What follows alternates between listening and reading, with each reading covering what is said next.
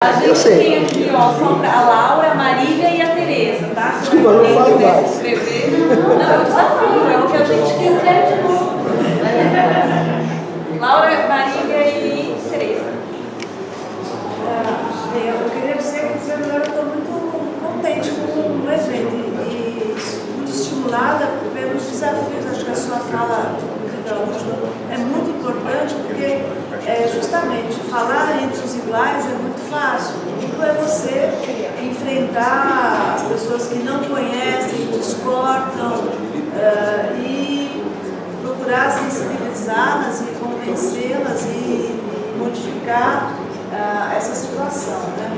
Eu queria comentar, então, em primeiro lugar, que eu acho que eu vou tentar, organizei aqui algumas tentativas de resposta, porque a Cláudia fica perguntando, né? Querendo saber, e aí, né, vou fazer. Eu não sei, eu não me recordo o tempo da campanha, que vocês, quanto tempo essa campanha vai durar? Até maio. O edital que a gente passou é para precisar até maio. Mas tá. eu acho confiável que até maio a gente consiga. Não, eu estou colocando isso para poder organizar um pouco as minhas ideias. E eu considero que realmente a gente tem que ter algumas questões que são gerais, o plano de mobilidade, o plano diretor articulado, e no caso aqui de Campinas, pensar em alguns aspectos a questão da metrópole, porque você tem conurbações importantes mesmo na estrutura, né? Ao mesmo tempo, a gente está desenvolvendo um trabalho, através de um doutorado de uma aluna que foi nossa professora aqui, a Bia Brandão, sobre rotas acessíveis, que é pensar uma coisa bem líquida, como você trabalha para entre o posto de saúde e a escola, as pessoas possam andar sendo cadeirante, tendo criança no colo, que é uma coisa assim, as calçadas, o andar a pé ser melhorado. E você tem também a questão das ciclovias e das rotas cicláveis, toda uma questão a ser articulada com essa coisa maior que é o plano diretor, que não é só fazer loteamento e parcelamento do solo, é justamente responder a essa questão que você colocou. A cidade precisa ter mobilidade. Então, eu acho que tem duas coisas interessantes para fazer. Uma, que é chamada atualmente de urbanismo tático, que são algumas experiências, Curitiba faz, Bogotá faz, Medellín faz, que são experiências e eu acho que elas podem ser praticadas pelas ONGs. Geralmente, em Medellín, que eu conheço mais, no caso, elas são promovidas pelo próprio poder público. Então, vai fazer, sei lá, um projeto de uma ciclovia, ou de um corredor de ônibus, ou de um sistema qualquer, ou essa coisa dos elétricos. Primeiro, em vez de você construir o treco inteiro, você pinta no chão, põe pessoas para verificar se está funcionando aquele trajeto, verifica, testa a proposta, né, antes de passar para a execução e finalização. Porque é uma forma de tanto o poder público melhorar o projeto, quanto a população responder se está gostando ou não, está adequado ou não o usuário, né? De uma maneira mais direta. E a outra coisa, eu ia justamente comentar, você lembrou dessa legislação que é brilhante mesmo, que eu acho que nós podemos discutir o edital da licitação criando metas, propondo metas de emissões, mas também, não só isso, mas de transferência do número de usuários de um modal para o outro, 30 anos. 30 anos, a licitação devia ser, vamos parar de andar de ônibus, e em 10 anos, 20 anos, 30 anos, o que vai ter? Vai ter VLT, vai ter metrô aqui nessa cidade, vai ter que fazer uma proposta desse tipo.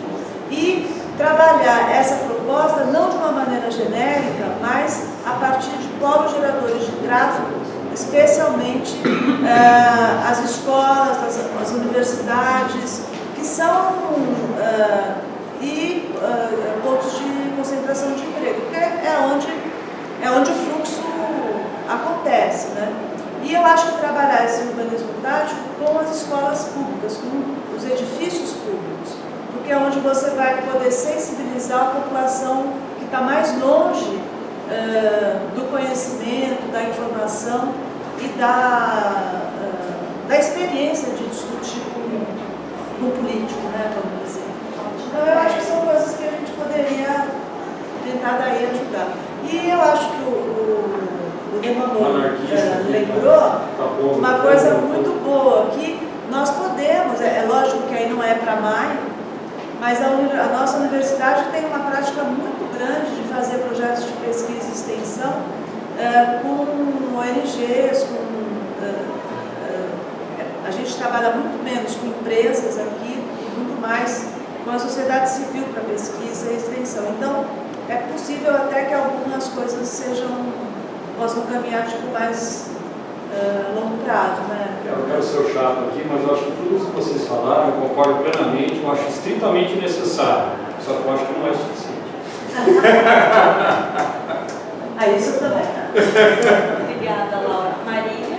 Eu acho que eu quero afirmar, assim, reforçar o que foi dito. E daí, infelizmente, acho que opõe um pouco o que você disse, eu acho que tem que se cobrar de governo, sim. Entendeu? Não só tem que se cobrar, que se faça a política, entender a política que ele está propondo. Então, nesse sentido, eu acho, sim, embora eu concorde, que eu acho que a política local é mais importante, né, e tem impacto mais efetivo e imediato em política ambiental, seja qual for. Eu acho que tem impacto, sim, uma visão de meio ambiente que o governo que entrou agora, o governo que existia, vai ter. Assim, quando a gente sair de Ou não vai ter. Ou não vai ter. Vai ter impacto. O que a gente vai fazer para lidar com isso, sim, aí tudo bem, aí eu concordo contigo. E também concordo que eu acho que a política local é mais importante, inclusive, né? Até porque a política local, como bem lembrou, esqueci. O Carlos, hoje ela já não é mais tão local, as cidades, essa legislação de mudança climática de São Paulo, ela tem a ver com uma rede de cidades no mundo inteiro, né? Ela se construiu a partir ela se constrói a partir dessa rede, né? E ela só foi possível, inclusive, por causa disso, né? Então, eu acho que o local já não é mais só o local, né? Já mudou esse local, né? Mas enfim, de qualquer maneira, eu acho que a gente tem que repensar também a questão da política nacional e pensar criticamente o que vai ser impacto dessa política nacional. Que com certeza vai ter impacto em ONG, inclusive, né? Uma vez que é ativista, né? Que o governo falou que não gosta de ativista. Tem escrito a Tereza, o João Verde e o Paulo. Eu queria saber se alguém gostaria de completar alguma coisa em relação a isso, ou eu posso passar? Vou fazer só um breve comentário. Assim, a gente está falando de cidades, estamos falando de uma região muito desenvolvida no Brasil, e nós estamos fazendo uma discussão também lá no plano de mobilidade. E assim, uma cidade que foi desenhada nos últimos 20 anos para ser uma cidade espraiada. Aí, quando começou a se fazer o edital, as empresas começaram a correr de lá. Por quê? Quando o cara começou a fazer a conta de quanto ele vai ter de pessoas andando no ônibus e as distâncias que ele vai percorrer, eles não saem daqui. Porque é impossível você ter alguma margem de lucro numa cidade como aquela. E aí a discussão é o seguinte: nós precisamos ter algum tipo de modal. Então nós estamos com uma cidade de 250 mil habitantes que não tem nenhum tipo de modal. Transporte de ônibus é terrível, todo mundo tem que andar de carro. Só que é uma das cidades onde a declividade é uma das menores do país. Você poderia investir profundamente na política pública. Cidade que é? Onde você poderia investir profundamente em ciclovia. A declividade é pequena, uma parte pequena da cidade tem uma declividade que seria ruim para a bicicleta. Enfim, o que eu estou querendo dizer com isso? Né? Quando a gente vai olhar os debates, relacionados à questão de mobilidade urbana, um edital desse não é só para o transporte. Aí eu falo, a gente precisa começar a bater forte no edital desse, dizendo o seguinte: esse tipo de modal, daqui 30 anos, que o cara vai fazer um contrato de 30 anos, o prefeito que vai assinar isso, ele está assinando uma coisa que nem sabe se ele vai estar vivo ali para poder saber a consequência daquilo. Então, assim, é muita responsabilidade para você colocar um negócio que em 30 anos pode mudar muito. Então, não dá para a gente falar assim, não, vamos dar a concessão para você de 30 anos para você fazer o transporte do jeito mais ou menos que você faz hoje. Então, o problema da construção do edital, a forma que ele é construído, ele já não resolve o debate sobre mobilidade. E aí a gente dá força, dá peso, dá um contrato para o cara de 30 anos, no qual é carta branca. Durante 30 anos o cara vai fazer aquela mesma coisinha. Então o formato do edital já corresponde à demanda que a gente vai ter, não só uma planeta, mas uma sociedade, uma cidade em mudança. E muito, gente, como é a questão da transição, nós estamos fazendo uma discussão assim, governo federal e governo municipal, mas o século XXI é cidade.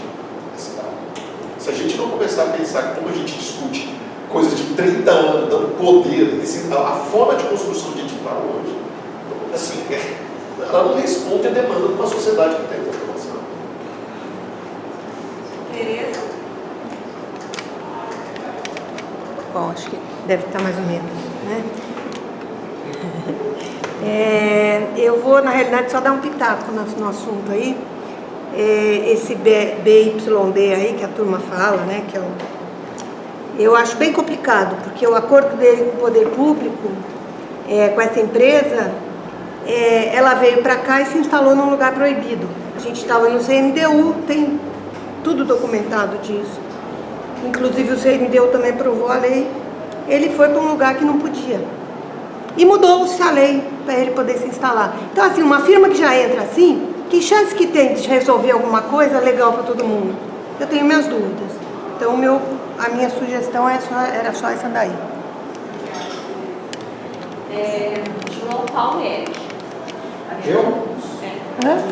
Até aí não é proibido, Tereza, o que não tem projeto aprovado. Eu vou falar isso amanhã no congresso que vai ter aqui de meio ambiente, que ela não tem nem licença para estar aqui. Regularizar, tem um trabalho A enorme. diferença é que a PUC tem 60 anos e isso aí é Chegou agora, 5 anos. 2 anos, 2, 3 A anos. região onde a Pouquíssimo fábrica, tempo. não, Defender a legalidade. onde a fábrica se instalou era antigamente uma área industrial.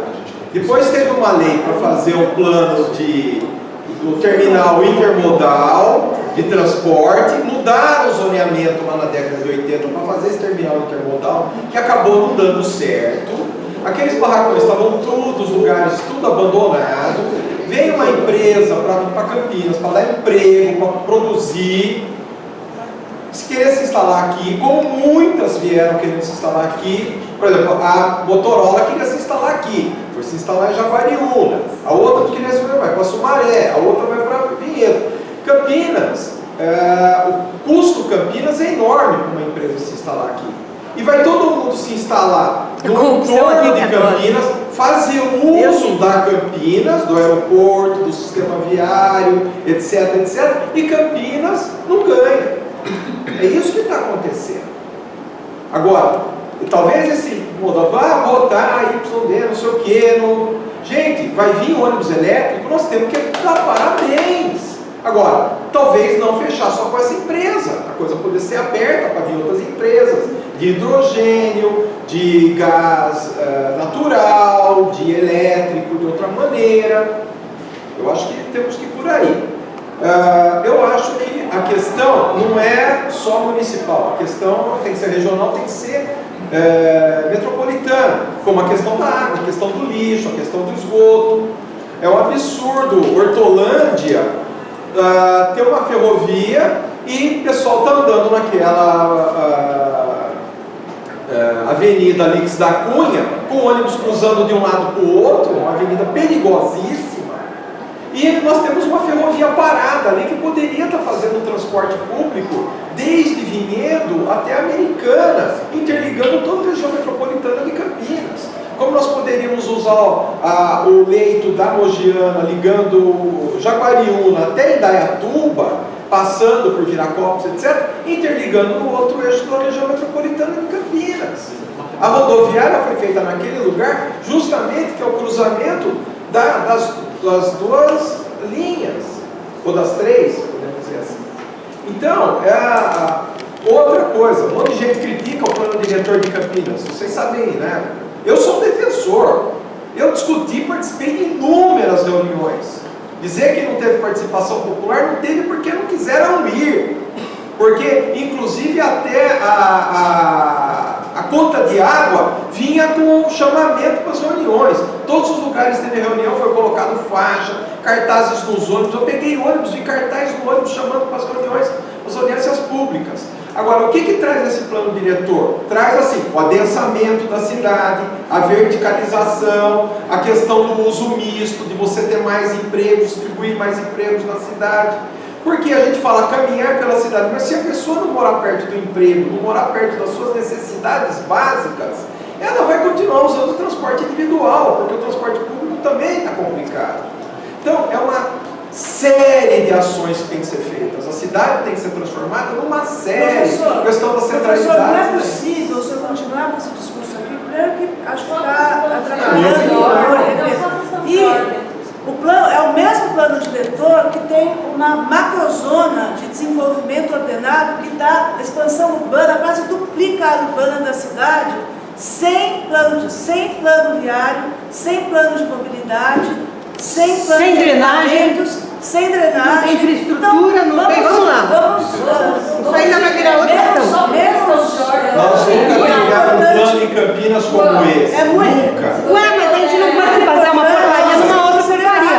Se você puder concluir um minuto, Você a gente tem, não é teve 2 possível. anos para discutir o plano diretor. Eu acho que a gente está no momento de avançar com essa outra mobilização agora. Acho que vale discutir, mas a gente já discutiu 2017, a gente está discutindo ainda no CNDU, né, por conta das questões, mas eu acho que é um outro momento para a gente fazer esse debate, a gente já vem sendo Não, eu feito. estou falando que é um monte de ações que tem que ser feitas, Sim. não é só a questão do Mas nesse momento ônibus. vamos nos pautar O adensamento no é tema do evento. importantíssimo. Sim, Só para concluir uma coisa Mas que eu ia se falar, quiser fechar. em muitos países do mundo, na Europa, a pessoa que vai comprar um imóvel, principalmente habitação de interesse social, se ela provar que ela mora em tal lugar e tem uma oferta de um conjunto habitacional perto ela tem desconto para comprar e ela tem prioridade por aquele imóvel, porque ela está comprando próximo do seu trabalho.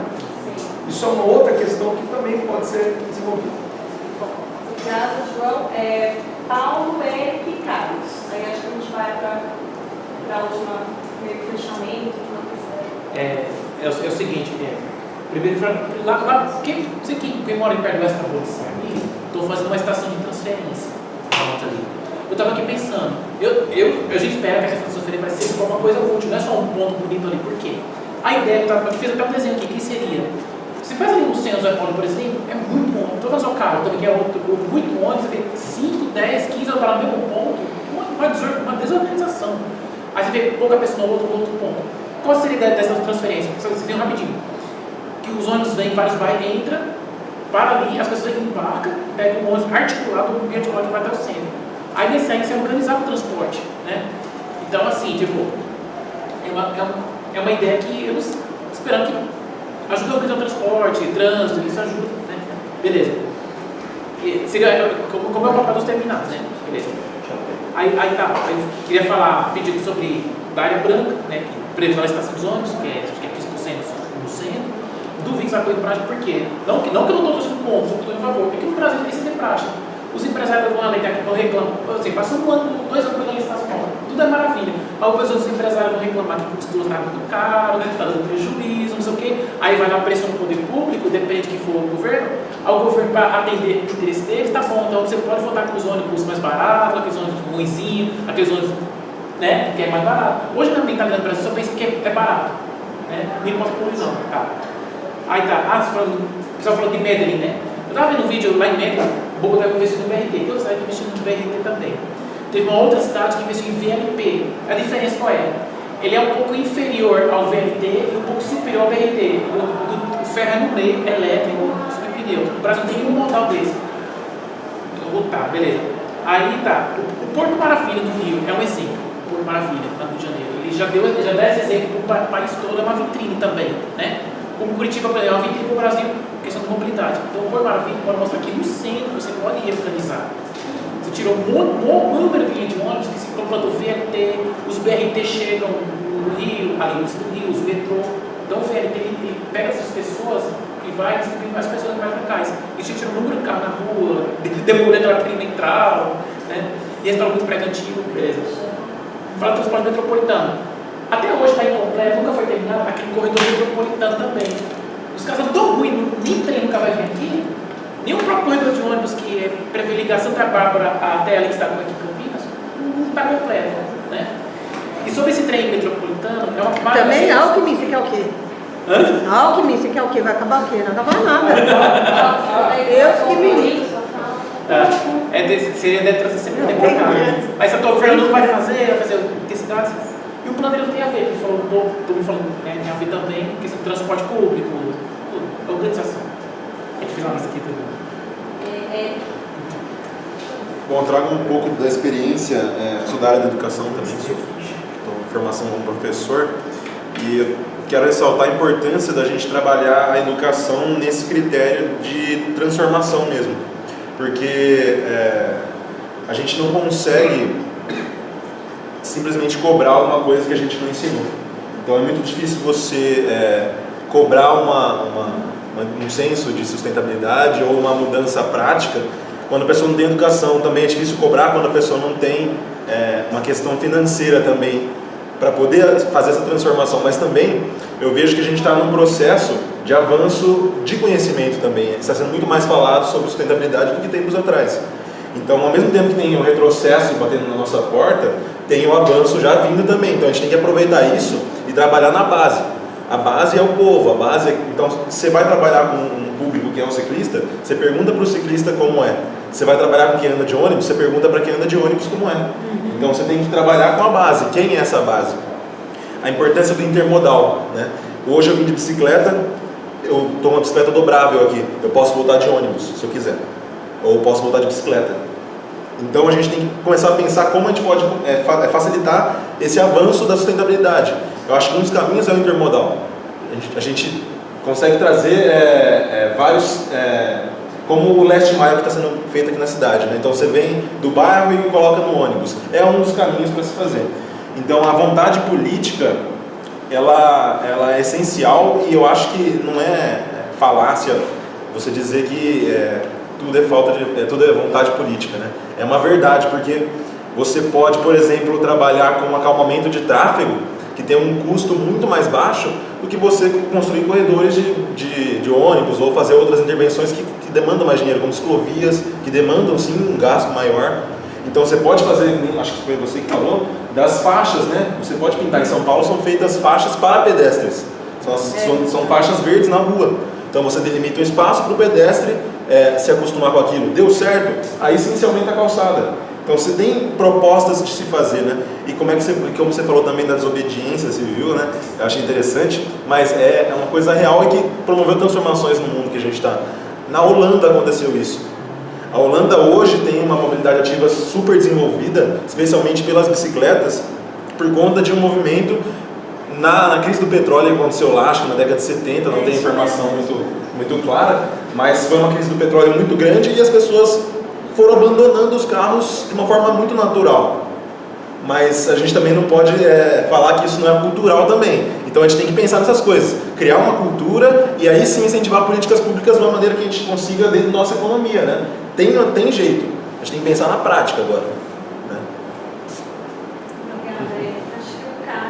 Não, o meu é muito rápido, só ia comentar porque ficou com a sensação que eu acho que vocês têm que as ONGs têm que trabalhar só no nível municipal, não é isso.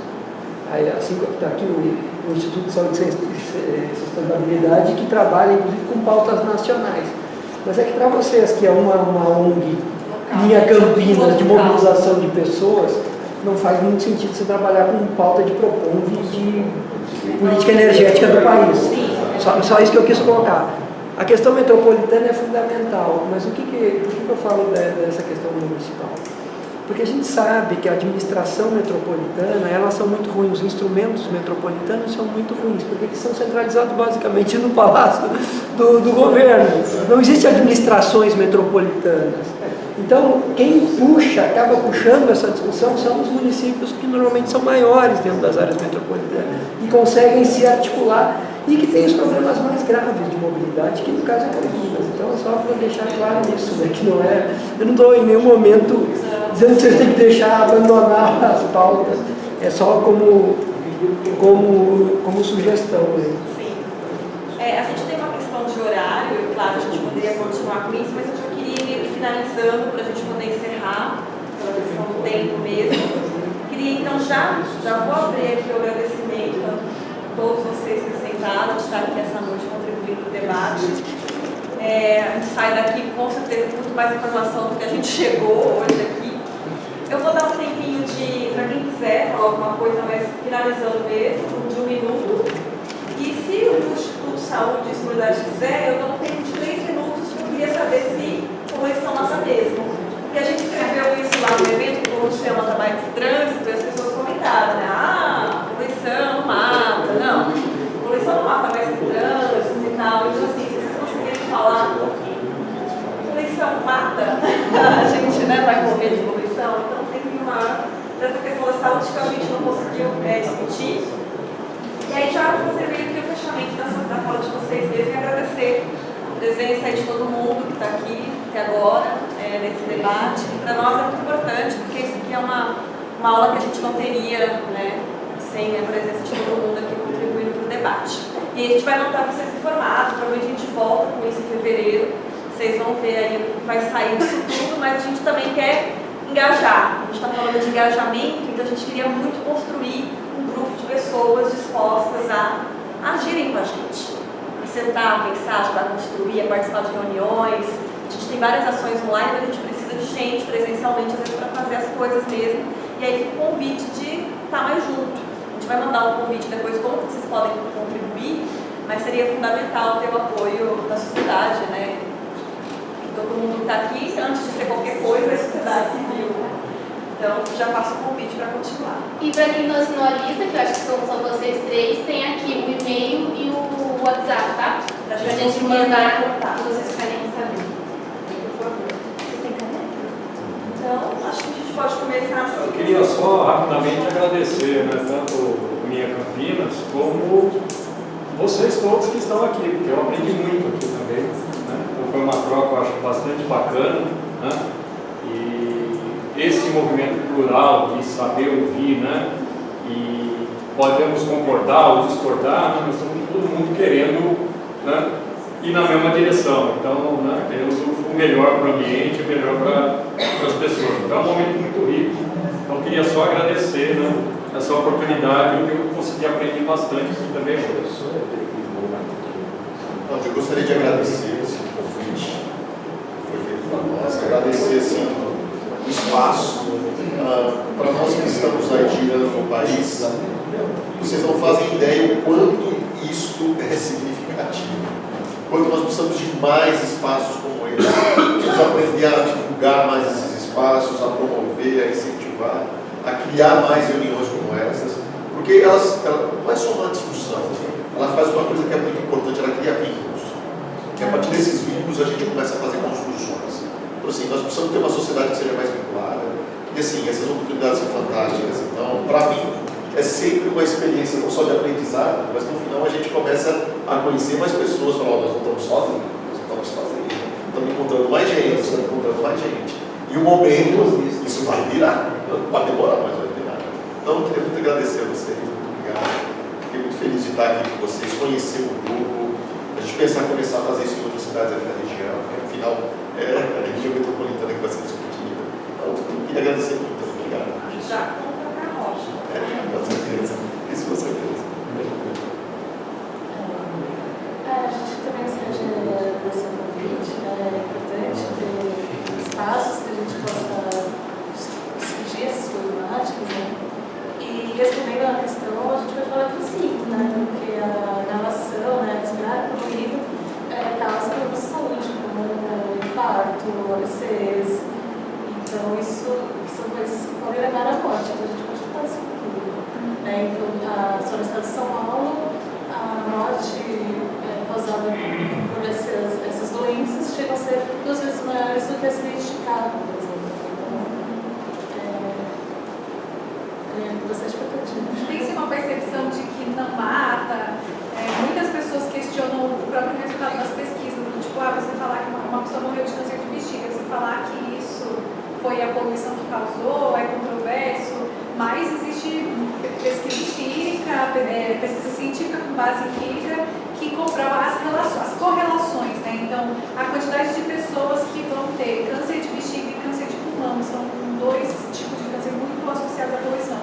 Como que essa pessoa, não estando submetida a outros fatores que são gatilhos, como que a poluição pode ter sido ruim. Então, o professor Paulo Saldino tem feito análise no pulmão, né, de pessoas que morreram em São Paulo e que as famílias cedem o corpo para estudo, etc. Ele tem encontrado muito resquício de poluentes no pulmão de todo mundo que mora em São Paulo, que passa pelos estudos. Ele fez um levantamento estimando que um dia na cidade de São Paulo é equivalente a fumar 4 cigarros. Então é muito fácil comprovar nessas horas o problema. Porque tem gente que vai passar a vida inteira fumando e não vai ter um câncer de pulmão, mas pode ter da mesma maneira que vive em São Paulo, vive numa cidade poluída. Esse é um dado, né? Em relação à morte, mas em relação à internação e gasto público, também é um outro dado muito relevante, porque pensar que doenças crônicas, asma, bronquite, essas doenças elas estariam quase que zeradas em cidades mais saudáveis, isso também mostra muito do quanto as nossas cidades estão doentes, né, por esse problema. Obrigada, gente. E assim, agradecer também, né, foi muito legal com vocês.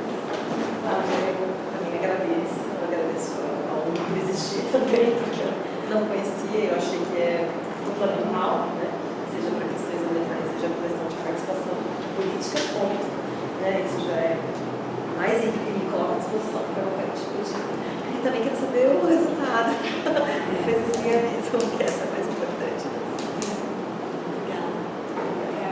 Obrigada. Eu, mais do que agradecer, né, a vocês, o pessoal que estava aqui, que de certa forma participou dessa discussão, eu queria parabenizar vocês por ter eleito aí esse tema.